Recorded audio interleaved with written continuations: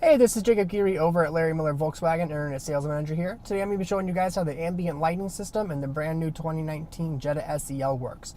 So once you get into your ambient lighting menu, you have a bunch of different colors down here that you can choose from. Right now we're going to pop it into red. So what that's going to do is it's going to change the lighting here under the dash. You also get some lighting in your door sills, as well as it changes the color of your digital dash up front. Now we can go from the red. Let's check out this blue color here. So as you can see, it changed the color here in your cargo tray, as well as the color of your dash right up there. Now you have a bunch of different colors ranging from red all the way to pink. Now what this allows you to do is when it's nighttime and you're driving, you can set the whole mood and tone in the vehicle to whatever your preference and personality is that evening. If you have multiple drivers, it's even better. Everyone can have a whole different look and feel on the car when they're driving it.